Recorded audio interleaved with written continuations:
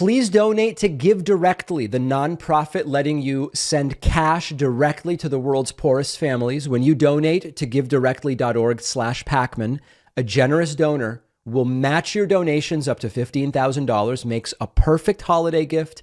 Help us reach $15,000 by the end of the year using the link below. Well, an historic day in American history yesterday. The January 6th committee of the House of Representatives investigating the Trump riots of 2021 has approved criminal referrals for a former president. No, it's not against Barack Obama.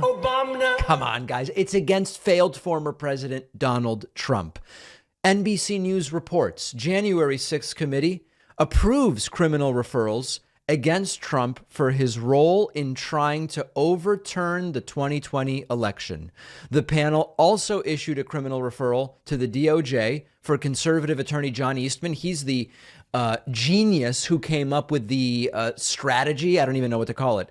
The idea for how former Vice President Mike Pence could prevent the certification of the 2020 election. We are going to now hear from one of the members of the committee, Jamie Raskin. Let's listen. The first criminal statute we invoke for referral, therefore, is Title 18, Section 1512C, which makes it unlawful for anyone to corruptly obstruct, influence, or impede any official proceeding of the United States government.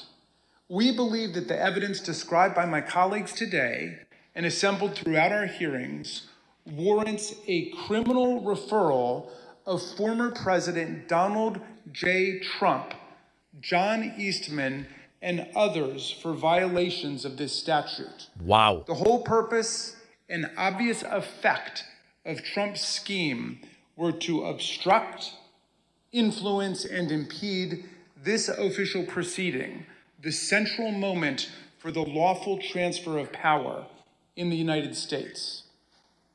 Second, we believe that there is more than sufficient evidence to refer former President Donald J. Trump, John Eastman, and others for violating Title 18, Section 371. This statute makes it a crime to conspire to defraud the United States. In other words, to make an agreement to impair, obstruct, or defeat the lawful functions of the United States government by deceitful or dishonest means. Former President Trump did not engage in a plan to defraud the United States acting alone. He entered into agreements, formal and informal, with several other individuals who assisted him with his criminal objectives. I'll say. Our report describes in detail the actions of numerous co-conspirators who agreed with and participated in Trump's plan to impair, obstruct, and defeat the certification of President Biden's electoral victory. That said, the subcommittee does not attempt to determine all of the potential participants in this conspiracy, as our understanding of the role of many individuals may be incomplete even today because they refuse to answer our questions. We trust that the Department of Justice will be able to form a far more complete picture through its own investigation. Third, we make a referral based on Title 18, Section 1001, which makes it unlawful to knowingly and willfully make materially false statements to the federal government. And then fourth, just in the interest of time, this was a very long hearing. Fourth is inciting, assisting, or aiding/comforting an insurrection. So 4 different criminal referrals. How did Trump react? You could probably guess, but we're going to look at that a little later. But let me address some of the emails that I've received about this. This is a long overdue step, but that's all it is. It is one small step. And there's a lot of doubt and cynicism in the emails that I've been receiving from many of you over the last 24 hours. And I get it. I do get it.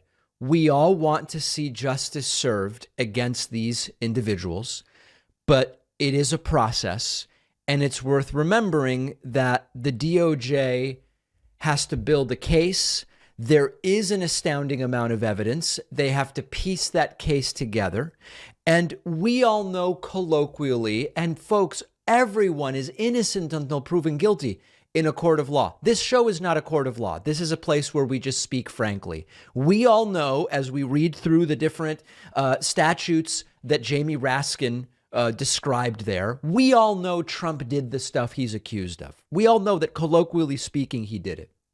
But the question starts to become, is there the possibility of finding guilt beyond a reasonable doubt here? We all know, and we watched enough to know that, colloquially speaking, of course, Donald Trump did the things for which he is being referred. And this includes all four of those items that Jamie Raskin mentioned. He was able to incite a mob to storm the Capitol on January 6th, and attempt to disrupt the peaceful transition of power and put the lives of members of Congress and his own vice president at risk. All of it, all of it, all of it.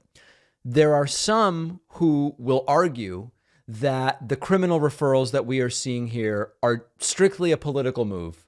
These aren't really law enforcement elements. This is just Democrats playing politics. And it may end up being that if it doesn't go any further. But this is a necessary step. In other words, the committee did what it had to do, and it determined we have the evidence for a criminal referral. It may stop there, but that's all that the House committee can actually do. Now it is a question of what is Merrick Garland willing to do, as we spoke about yesterday, and we talked about the one word that is the reason why presidents have not been indicted in the United States. That word is tradition, and that's not a very strong reason not to indict a president who did things no other president has done. How could federal criminal charges affect Trump's 2024 presidential run becomes another political question as we wait for answers to the legal questions. In general, in like a normal world, criminal charges against an individual while they're running for president would affect their reputation. It would affect their credibility. It would make it more difficult for them to actually win. But we've already experienced with Donald Trump in 2016 that seemingly nothing can actually damage him enough with the Republican base to torpedo his presidential campaign. 2024 could be different. If Trump were to be convicted of a crime, now we're taking many hypothetical steps into the future. He could face prison time. Yeah, that would make it difficult to hold office. That would make it difficult to campaign. Even if he was not convicted or imprisoned, the fact that he would face criminal charges could be a liability in a presidential campaign to the extent that it becomes a distraction. It could raise questions about his judgment or fitness for office in a normal world. But this is the Republican electorate.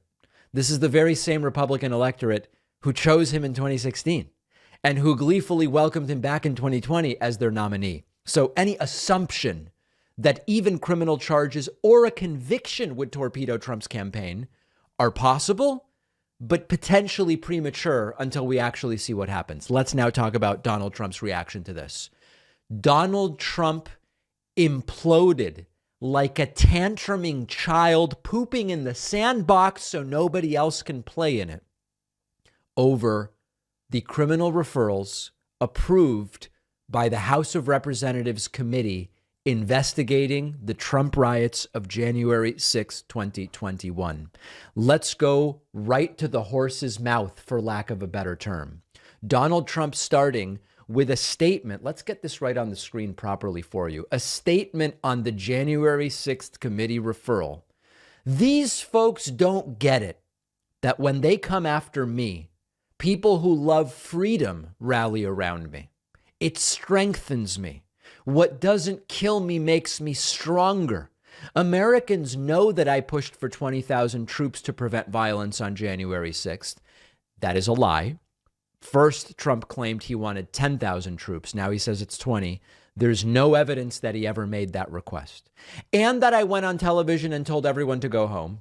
He did that hours into the riots and still said the rioters are justified for being there and being angry because the election was stolen, which it wasn't. Trump continuing. Think of it. The radical left Democrats, communists, spied on my campaign. That's a lie. Lied to the FISA court. That's a lie. Lied to Congress. Many people have lied to Congress. It doesn't actually change the reality of this. And of course, when Trump's people lied to Congress, they all said lying to Congress is no big deal. Allowed an invasion of our country on the southern border. Policy has not substantively changed since Trump under Biden on the border. Embarrassed us in Afghanistan. Biden did the same thing Trump said he was going to do. Gave away our energy independence. We actually are more overproducing under Biden in terms of oil than we were under Trump. Killed us on job-losing regulations, meaningless and vague. Wouldn't use the 10,000 plus soldiers I recommended for January 6th. In his last troth, he said it was 20,000. The number changes. Refused to look into election fraud, the reason for January 6th, rigged and stole the 2020 election, allowed ballot stuffing, FBI, Facebook, Twitter, and Biden crime. That's just a mess. That's just a word salad. And he continued from previous truth. And I'm the one that the corrupt and partisan unselect committee goes after. A two-tiered, quote, justice system. And by the way, whatever happened with the massive number of crimes committed by Joe and Hunter Biden? We're unaware of any such crimes as of right now. They're right there, documented and 100% certain. Also, where's the prosecutor from Delaware? What happened to him? Is he friends with the Ukrainian prosecutor who didn't prosecute after Biden held up the $1 billion payment to Ukraine? I did nothing wrong, in all caps. As you see, he's losing it. Then he starts retweeting various videos, propaganda videos, including one that refers to Adam Shifty Schiff. Retweets a message from Elise Stefanik, posts a poll, a video of Alan Dershowitz, another video of Alan Dershowitz, promotes Troth Central, and then is just posting stuff on and on and on, and then picks it back up again this morning with almost no delay. Files conclusively revealed that the FBI totally discredited damning, and by the way, he spells damning the way a beaver does. You know, beavers are damning stuff. It's just beyond parody. Damning factual information from Hunter Biden's laptop from hell. It's just on and on. Here it's only even tangential. And then he goes full conspiracy. The so-called deep state, often referred to by many other names, including cheaters, insurrectionists, communists, and yes, even our good old rhinos, have been working on sinister and evil plots for a long time, even well before I came to office. They are long-seated swamp creatures and are bad news for the USA, blah, blah, blah, blah, blah.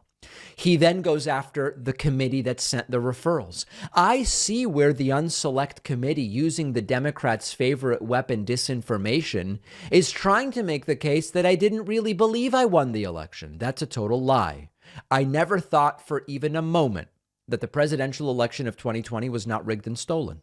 And my conviction became even stronger as time went by. Now, with all of the massive evidence that has come to light, including recently with the FBI suppression of election-changing information, I was 100% right. Hours on Truth Social, spreading lies and being triggered. Now, at the end of the day, the next step is up to the Department of Justice. Is the Department of Justice, is Merrick Garland ready and willing to do what we all know is supported by the facts? And that is what? That is to charge Donald Trump. Do I believe he will spend a day in prison? I still do not. But do I believe it would be the correct thing to charge him? I would, because that's a decision you make based on the evidence. Let me know if you expect charges against Donald Trump. Friday, December 23rd, we are doing our final membership special of the year. Everyone's first month's payment will be donated by us to an organization that sends cash to people who really need it, and it will be doubled. So hypothetical, okay? Memberships are $6 a month. Friday, we get you a coupon code, saves you 50%. You pay $3.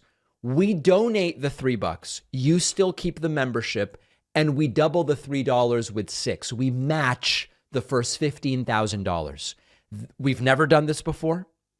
I want you to participate. I want you to be involved. All you have to do is get on my mailing list by signing up at davidpakman.com. The box to enter your email is at the top right of the website. More on Friday. Very exciting. Quick break. Be right back. Over this holiday season, please remember how many families around the world are living in extreme poverty. Our partner, Give Directly, is the nonprofit letting you send cash directly to the world's poorest households. Help the David Pakman Show reach our goal of $15,000 by the end of the year at givedirectly.org/Pakman. A generous Give Directly donor will match all donations up to $15,000 to help us hit that goal, so your donation can have double the impact. Giving in someone's name is a great last-minute holiday gift. When organizations give cash to families like this, about 90 cents on the dollar get to the recipient, versus sometimes as little as 50 cents on the dollar in terms of relative impact with many other programs. That's why I reached out to Give Directly about doing this with us. Give Directly is how you know every dollar you donate is going to good use. Giving even a few dollars can have a massive impact for someone living on $1 or $2 a day. Help us reach $15,000 by December 31, and your donation will be doubled. Go to givedirectly.org/Pakman. The link is down below. I want to talk today about the scam of modern conservatism and how the right is manipulating and exploiting people with an ideology that exists only in theory and in reality is completely different from that which it claims to be. Let me explain. Modern conservatism is a political ideology that claims to be about limited government, individual liberty and responsibility, traditional values, freedom, not regulating businesses, on and on and on. And there's two parts of this. The first part is that in theory, all of that sounds really appealing. It's sort of like, hey, doesn't paying no taxes sound appealing in some general sense? I mean, yeah, I'd love to keep every dollar that I gross and not pay any taxes. In some general sense, that sounds pretty good. It sounds appealing. In certain contexts, the ideas espoused by conservatism sound beneficial. But in practice, modern conservatism has become a scam that is used to manipulate and exploit people, and its values are just as quickly abandoned by those espousing them once they are no longer convenient or productive or helping their cause. Let's talk about some examples. One way that modern conservatism is being used to manipulate the public is through propaganda and misinformation. Conservative media outlets and politicians will often spread misleading information based on their supposed principles in order to win elections. At the end of the day, all they care about is winning elections. And this includes conspiracy theories when it's convenient, cherry-picking data, using completely loaded language to evoke an emotional response. We're pro-life. Wow, everybody else must be against life. That sounds pretty bad. We're for tax relief. Wow, taxes must just simply be oppressive. Taxes must be like slavery, which is quite literally what some libertarians say. And by using this language and manipulating the public's understanding of the facts, conservatives shape public opinion and influence policy decisions and voters in their favor in ways that are completely misleading and don't actually benefit the people that end up voting for them. And that's a big part of the scam, and we're going to get back to that. Another way that the public is exploited by the scam of conservatism is through dog whistle politics. So this is when they use coded language that certain groups of people understand to have a specific meaning. Like, for example, when they say family values, I mean, that sounds pretty good, right? Like, families are good and values that support families, that all sounds good. But it's a signal to conservative voters, you're supposed to be opposed to same-sex marriage. You're supposed to be opposed to abortion. More recently, you're supposed to be opposed to even fundamental, just basic trans rights. They don't say it outright. And this allows the right-wing politicians to appeal to certain groups of voters without alienating others.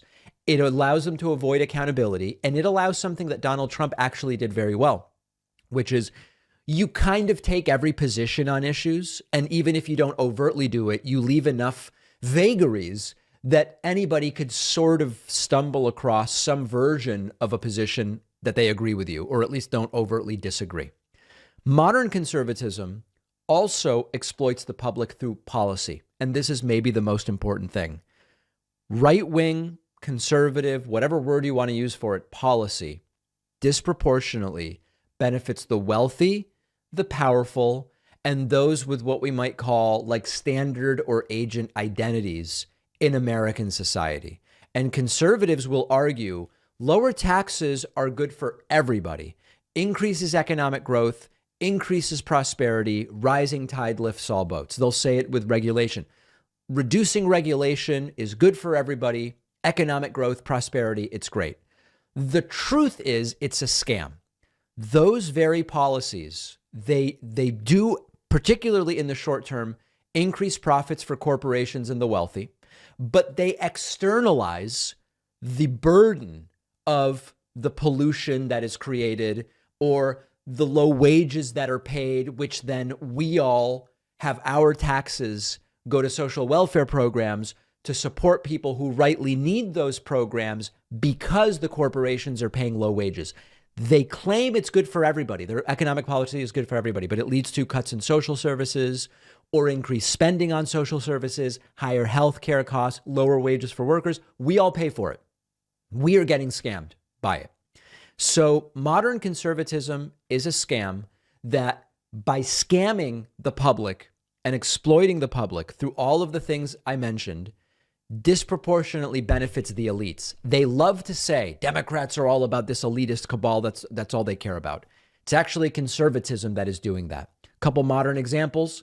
We can look at how right-wingers sought to undermine the legitimacy of the 2020 presidential election. There was no evidence of widespread voter fraud that impacted the results. They scammed their supporters. They raised money, Trump did, claiming we're going to use the money to flip the election. He kept the money, used it to pay off campaign debt. Total and complete scam. We've seen these conspiracies promoted by conservative media outlets and by politicians, by Trump himself. And that is the prototypical example of how conservatism is used to make the public think a certain thing and then get them to take an action, either going to the Capitol, donating money, whatever the case may be. We have also seen, by the way, this very same rhetoric used in order to get the public to support ideas that are seemingly completely antithetical to the values of the right. For example, free speech for all, including for businesses, until we no longer like the speech and moderation rules that are being applied on Twitter or Facebook or whatever. And all of a sudden, freedom, liberty, and low regulation goes out the window. And it's, we must force Facebook to publish our COVID disinformation. We must force Twitter to publish the pictures of Hunter Biden's genitalia. They abandoned those principles right away. And the voters at the end of the day are just getting scammed. They don't know up, down, left, right. They don't know what's going on.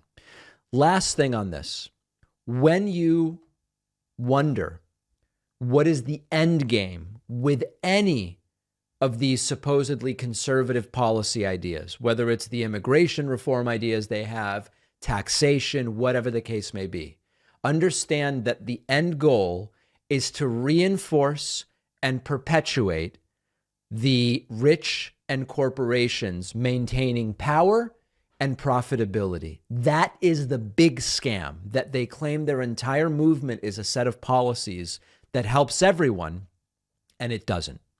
And we've talked before about how that is not completely missing from the Democratic Party, but the degree to which it exists in the modern right-wing movement is completely stunning. It is a scam. Last week, we spoke about what it is about people who are victimized by scams that keeps them being victimized. And part of it is the cult aspect, and part of it is psychological factors.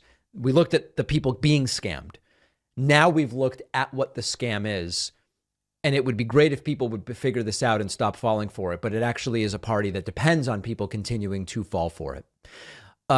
We now have reached a horrible milestone in the United States where guns are the leading cause of child deaths for those under 18. The New York Times had a very good piece on this a couple of days ago.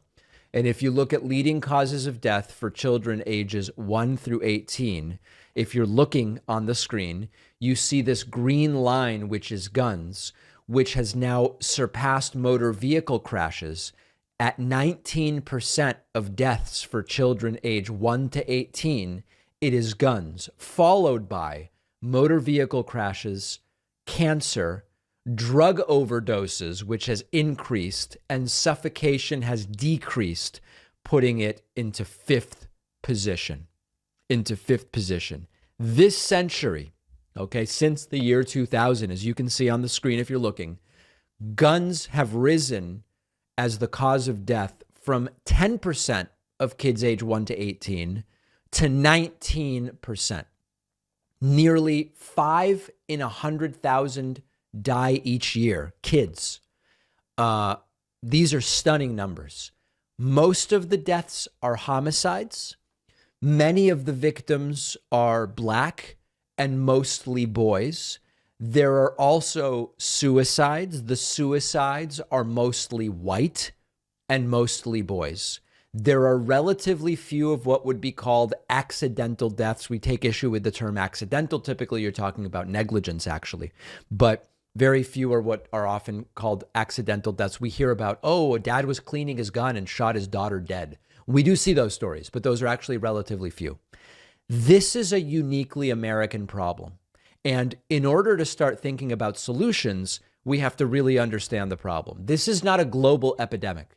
If you look globally, the most common causes of death for children are infectious disease is 45% disproportionately in the developing world, 15% pneumonia and respiratory disease, 12% preterm birth and neonatal disorders, 10% diarrheal categorized disease, 9% congenital defects. Now, as a math issue, it is true. I know people are going to write to me and say this, so I will be very upfront with you.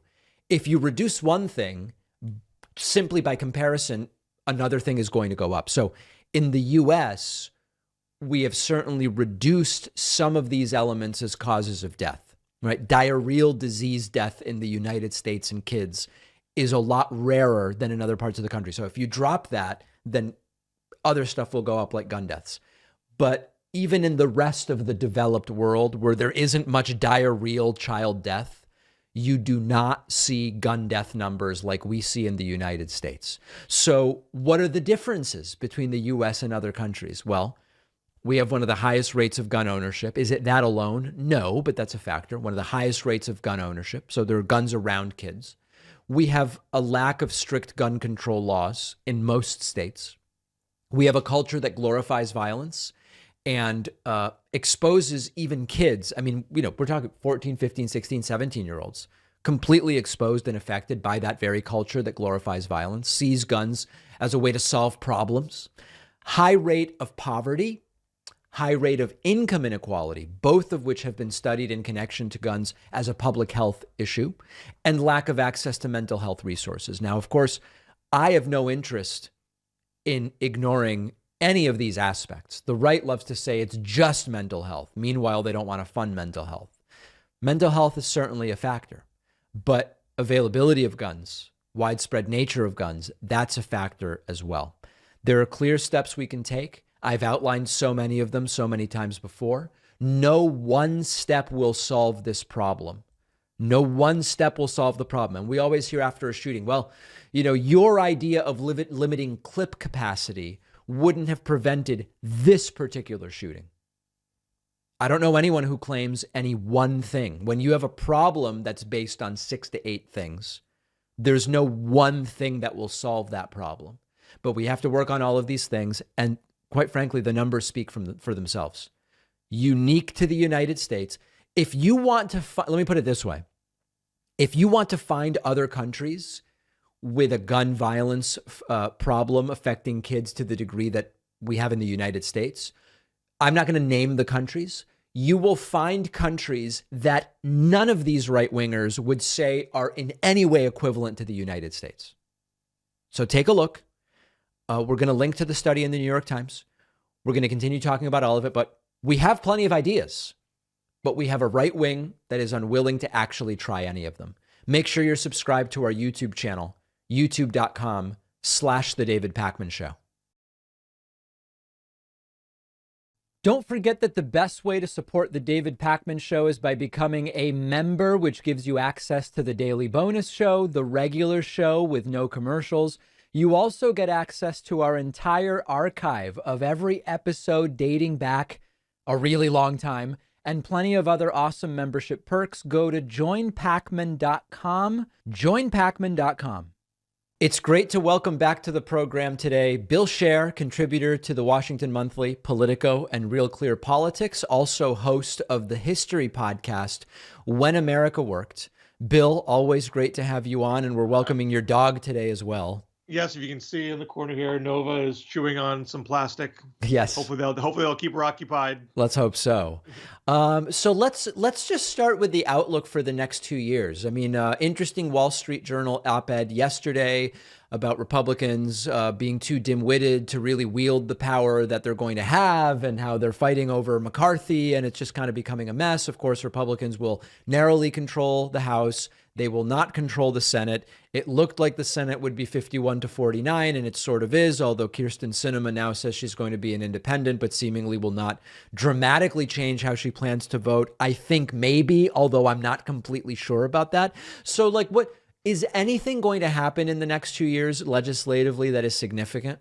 I mean, you know me, David. I'm a fairly optimistic person, but I'm saying my expectations very, very low for this Congress. I mean, if they can keep the lights on and avoid a debt default, congratulations. Yeah, the system still works. If there is a utility for 24 for each party from what does or doesn't happen over the next 2 years, it seems clear that Republicans are going to want to make the case in 24 that Democrats didn't get anything done in this 2-year period, and that things got worse. That may be by their own doing, of course, as often is in politics. Is that the type of thing that is likely to swing a presidential election like the one we would see in 24, a sort of referendum on what Democrats got done when they held one of two houses and had Joe Biden in the White House? Or is that just not likely to be a very impactful argument 2 years, 23 months from now? Well, generally speaking, assuming Biden runs and Biden is the nominee, you would assume that 2024 will be a referendum on him. I mean, that's typically how re-elections go. And something that I talked about over the course of the past year, midterms are not really referendums on the president. That's a bit of a misnomer. Yep. And I think that has been borne out in this past year, because Biden's approval was not good. But midterms. I mean, this is not a settled argument, but there is an argument that I've embraced, that they're about balance, and an electorate trying to balance things out from the past election and kind of keep things roughly in the middle, which is why the opposition party tends to do well, irrespective of presidential approval.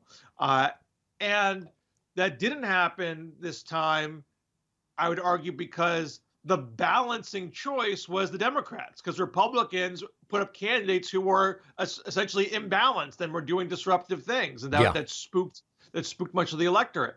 And it speaks to an intra-party conflict with Republicans.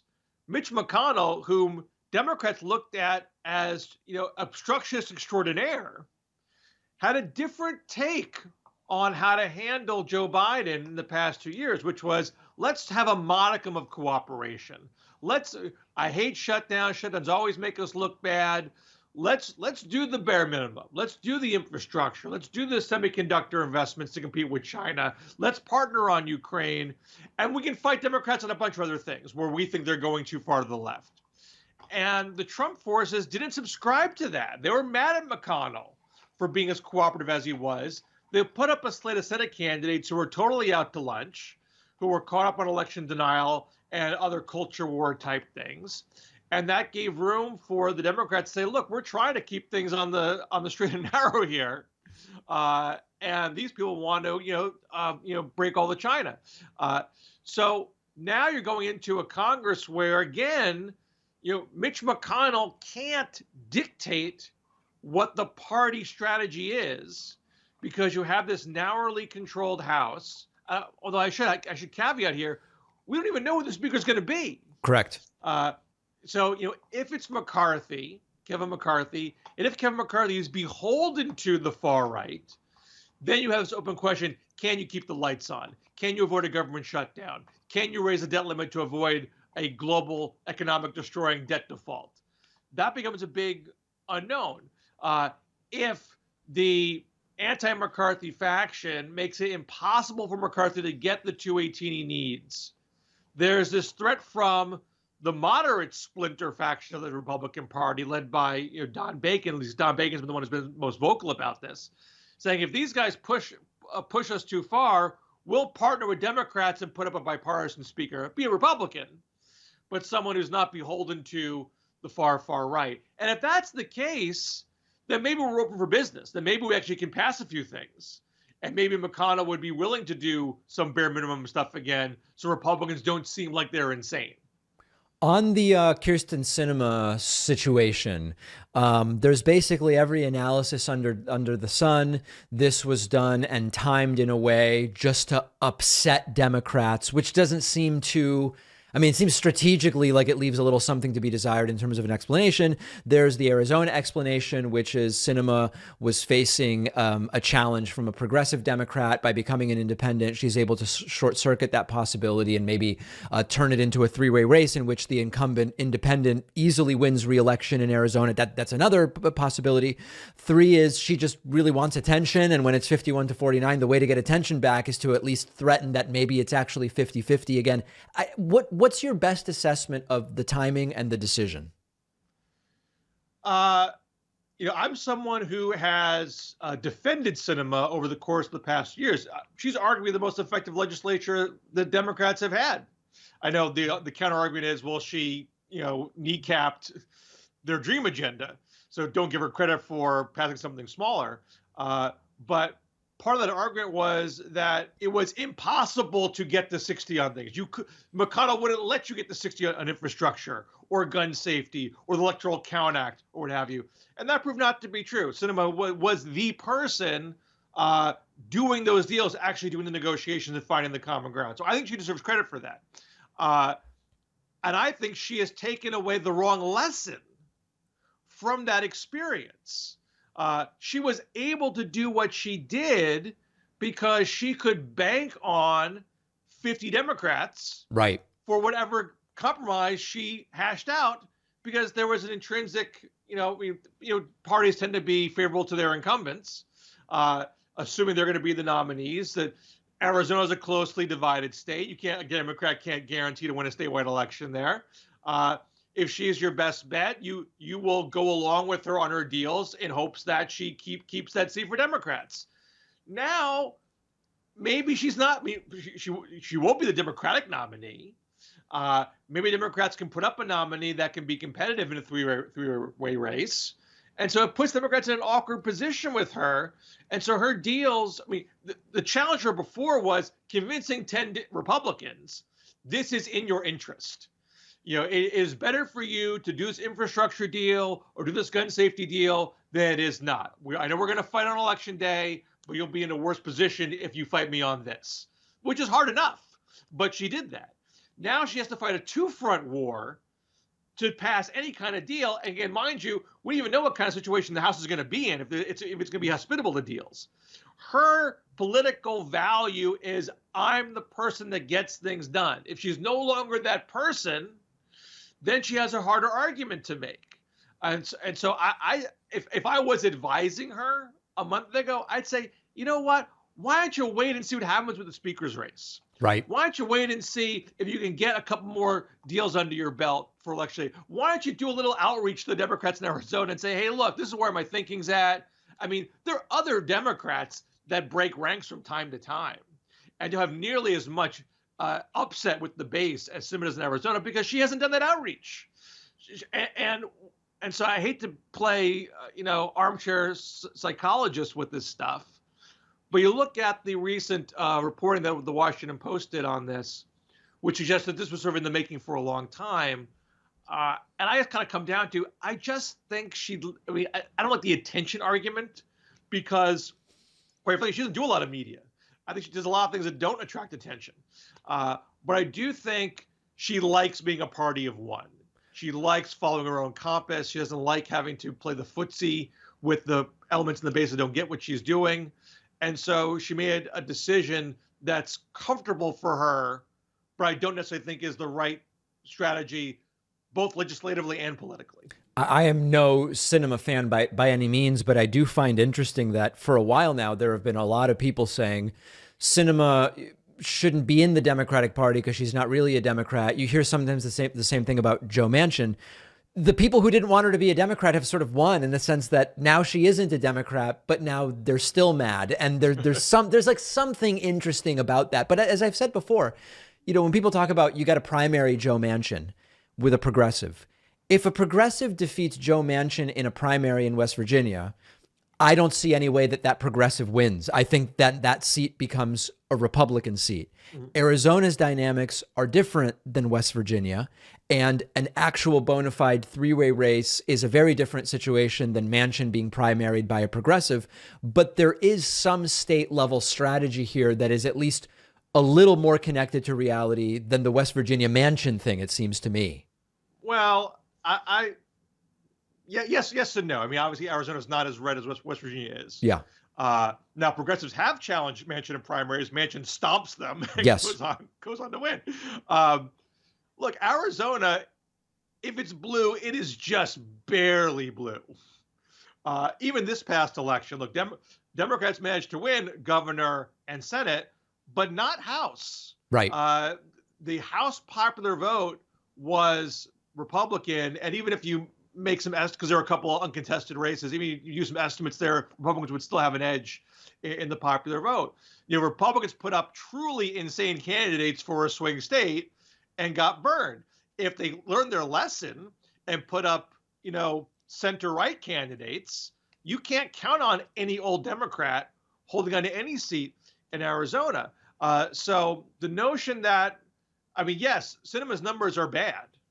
And I think she did things that I think her issue set is perfectly fine for Arizona. I think her legislative success is excellent for Arizona. I think the optics she's chosen to do along with it have been terrible and somewhat self-sabotaging. And so it puts her in a precarious position. But if you get Ruben Gallego or Greg Stanton, and that person can get, you know, 30, I mean, a three race is just such a jump ball. Yeah. Because you have no idea. First, you have no idea, are you getting a Carrie Lake or a Doug Ducey type on the Republican side? That's a huge difference. And we really don't know. You can't look at a poll today and really know how much does Sinema pull from the center right and the center left. I mean, I wouldn't be optimistic about it, to be honest, because you look at the races where independents have won, typically speaking, one party's candidate just tanks. Right. Making it easier for the independent to pick up the lion's share of one party's votes. There are a couple of ones I'm aware of where an independent won with credible Republican Democratic candidates. One is Angus King in Maine when he ran, and he won that governor's race by a hair. And then when he ran for Senate, it was much easier for him. But you're talking getting in the upper 30s to win that kind of race. The other one is Jesse Ventura, governor of Minnesota, one I know a little bit more about. The fascinating about the Jesse Ventura race is the main reason why he won was same-day registration. Right. 70% of his vote was same-day registrants. And who were they? 20-something white male wrestling fans. Like, it's not a typical kind of race that you can model anything else after. So, you know, Sinema is an idiosyncratic case because she's an incumbent. And I'm not saying she can't pull it off, but it's a real roll of the dice. And I would say I think you could do better mending some fences with your Democratic base so you can win that primary. It's very unusual to lose a primary if you're a Senate incumbent. So I think with little elbow grease, she could have done that and made her life easier. But obviously, she made her choices. Well, I don't really make predictions, but I will predict that Sinema's fate will not be to be in Baja California off the grid, surfing and doing conspiracy theories like Jesse Ventura ended up after his gubernatorial run. Bill Scher, contributor to Washington Monthly, Politico, Real Clear Politics, and also host of the history podcast When America Worked. Bill, always a pleasure having you on. Oh, same here. Take care. Happy holidays. If you value what we do at the David Pakman Show, remember to support us on Patreon. Go to patreon.com/David Pakman Show, where you can get access to behind the scenes videos, the daily bonus show, the commercial free daily show, as well as special discounts on merch, including hats, hoodies, mugs, and t-shirts. You can support the show for as little as $2 a month. Check it out at patreon.com/David Pakman Show. An incoming Republican congressman promoted very strongly by arbiter of ideas Glenn Greenwald appears to have made up essentially his entire backstory of his life. This is quite a story. Business Insider reports incoming Republican Congressman George Santos reportedly lied about his employment history, where he went to college, losing 4 employees at the Pulse nightclub shooting, and possibly even his residence. An incoming Republican congressman from Long Island has several gaps in his resume, according to a New York Times report. He appears to have lied about all of the things that I just mentioned and claimed to have lost 4 employees in the 2016 Pulse nightclub shooting. Oh boy. The investigation found the following. First, his description of his employment doesn't add up. His biography says he worked at Goldman Sachs, but spokeswoman Abby Collins says there's no record that he ever worked there. He said he was an associate asset manager at Citigroup, but spokeswoman there said it can't confirm he ever worked there and that they haven't had an asset management operations division since 2005, which is 5 years before he claims to have graduated college. The Times found no IRS record of a charity he says he owns, Friends of Pets United. And the beneficiary of a 2017 fundraiser by the group says they never got any of the money that he supposedly raised for them. Oh boy. Secondly, he's reportedly faced numerous evictions, claimed to be a landlord, and may not actually live at his current address. He claimed to be a landlord last year, but didn't list any properties. He was evicted in 2017 from a residence after owing more than $10,000 in unpaid rent. Then we get to his educational history. Man, I should just make up a much more interesting background. It just seems you could just make it up. His higher education history appears to be a lie. He said he graduated with a degree in econ and finance from Baruch College in New York City in 2010. Representatives from the school said they have no record he was ever enrolled there, despite searching variations of his name. A biography on the National RNC, Republican Campaign Committee website, says he went to NYU. A spokesman there says they have no record he ever went there either. Fourth, there's a mystery as to where his money comes from. And fifth, he claimed to have lost 4 employees in the 2016 Pulse nightclub shooting. A review was done. None of the 49 victims seemed to have any association with any of the organizations that he even claims to be associated with. Glenn Greenwald posted in mid-November, meet George Santos, the first ever Brazilian American and first ever openly gay Republican elected to Congress in U.S. history. The son of working class immigrant parents who left Brazil for the U.S. He was born and raised in Jackson Heights, Queens. Looks like that didn't work particularly well. You know, I've wondered before when people just like make up a backstory, they make up where they went to school or whatever. Why are they doing it, given that it seems so likely you will eventually get caught, particularly in a high profile and public circumstance such as this one? Sometimes this is a way to advance my career or to gain social status. I can claim to be more qualified. I can claim to be more accomplished. I'll be more likely to be hired for a job or promoted or accepted socially, or maybe more likely to win an election. Sometimes people will lie about their credentials out of desperation. It's a desperate situation. They feel I'm genuinely not qualified for anything. I need this opportunity, so I'm going to lie to get ahead. Interestingly, some individuals are just dishonest by nature. They're just willing to lie no matter what, regardless of the consequences. This is what we sometimes colloquially call pathological lies. And I've known people like this, people who just lie all the time for no obvious reason. They just lie. They always lie. And we don't know which of these applies to George Santos, but it is not going particularly well. By the way, I mentioned he's openly gay.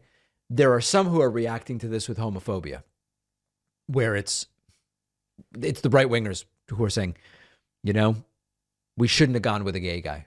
This is the problem when you go with a gay guy. I'm not aware of any evidence that links gay people to dishonesty. He just seems to be a dishonest clown. Will there be any repercussions? Probably not, quite frankly.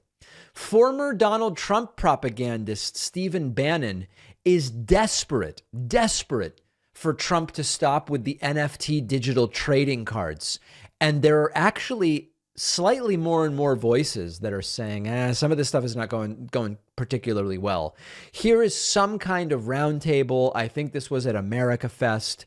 And Steve Bannon is just not happy with the Trump NFT grift. And I understand it. It's really cringy. I have a My Pillow. It's the best thing ever. That's right. Let me ask you here, Mike Lindell speak. I have the travel pillow. I have the slippers. It's all washable. It's the most amazing thing. Don't give her a promo code. Promo code There's other promo codes out there, ladies and gentlemen. I'm just saying. Mr. Lindell, and I don't need a promo code. I tell everyone about it. Thank you. God bless you. Thank you. If we give the president a promo code, can he stop with the NFTs? I'm just kidding. I'm just kidding. Whoa, the NFTs that sold out in 12 hours. Steve's just jealous over here. Yeah. I know that's a free and fair market. Yeah. I mean, listen, Bannon knows the entire Trump NFT thing is a complete and total grift and scam.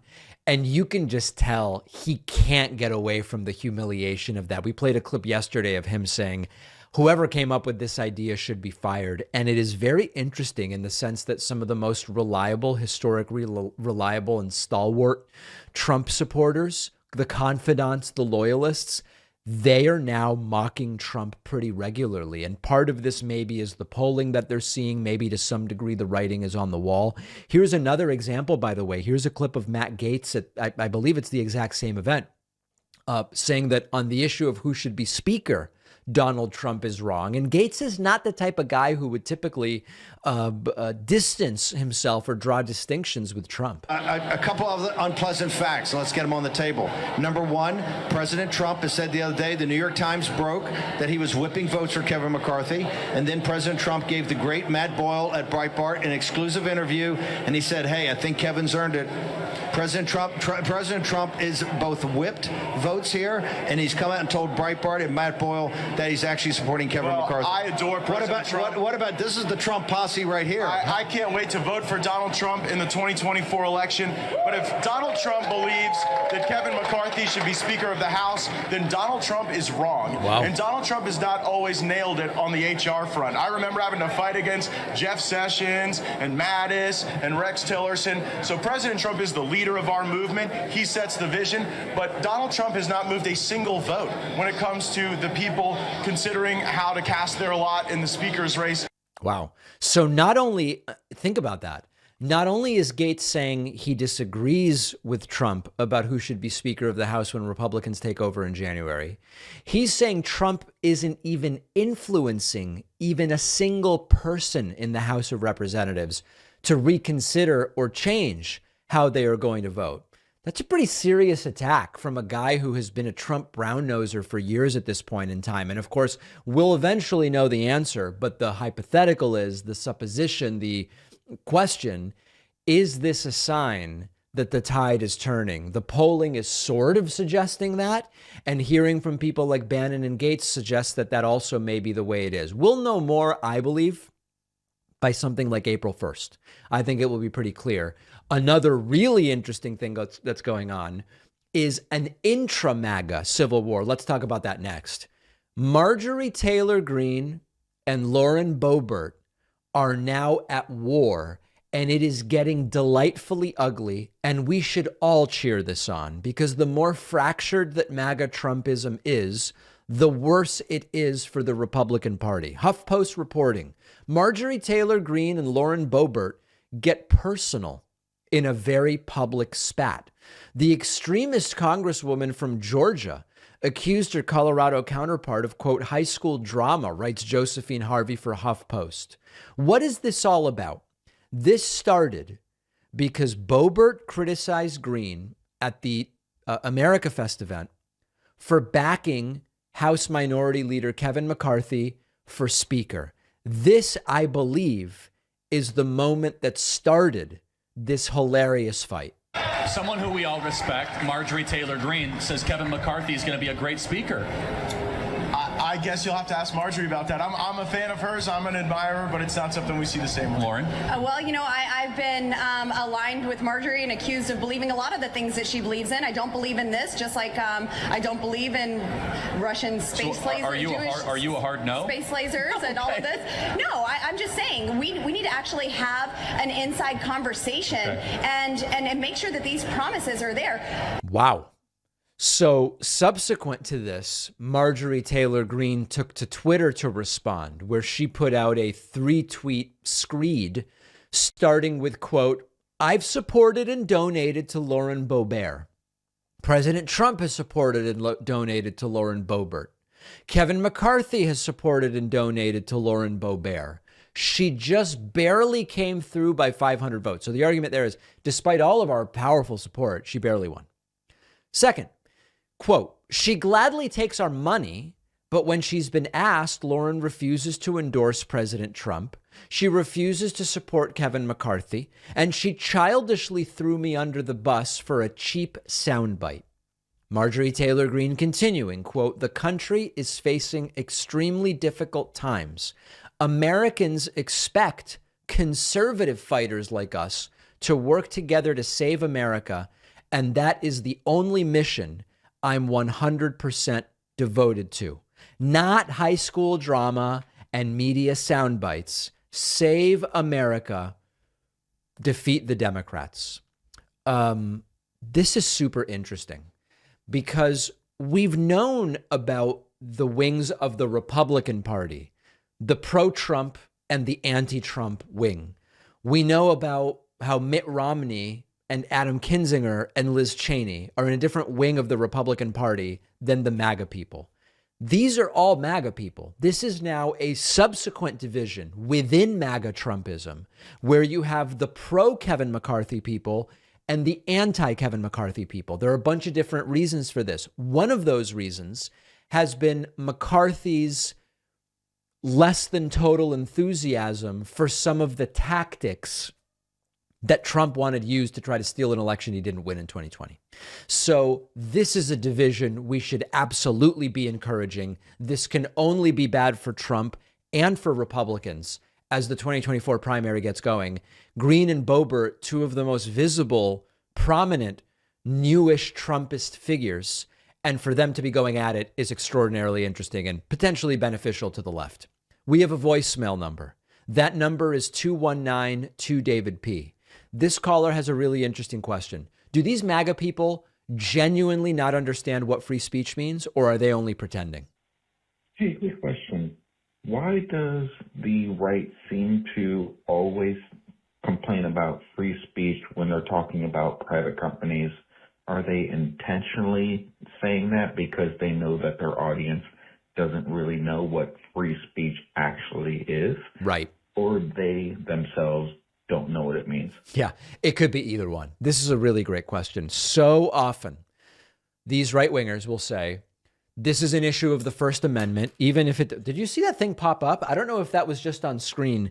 A little clip related to one of my cables just literally popped up like a jumping bean of some kind. I wonder if the video caught that. We'll have to review the footage later. Two different parts here. One, they often say this is a First Amendment issue when it has nothing to do with the government. The government and the First Amendment related. Twitter doing something not related to the First Amendment. Secondly, do they know the difference between free speech or moderation? It's not clear that they do. I genuinely don't know the answer. There are some slightly more informed right-wingers who understand the difference between free speech and First Amendment and just moderation, but they will say platforms like Twitter and Facebook have become so large that they are essentially like a town square, and they should be regulated as if they were government entities. Interestingly, that's pretty heavy-handed from the regulation perspective. So at the end of the day, I don't know what right-wingers do and don't know. Are they ignorant? Are they arguing in bad faith? Is it some combination of the two? You be the judge. We have a great bonus show for you today. We will talk about the Elon Musk Twitter CEO situation. We're going to talk about Madison Cawthorn being sued by his own lawyers for not paying them. Seems like that's going around in Trumpism. And we will talk about Alex Jones' salary request as part of his bankruptcy proceedings. Wild, wacky request. Sign up at joinpacman.com. Get instant access to the world famous and award-winning bonus show.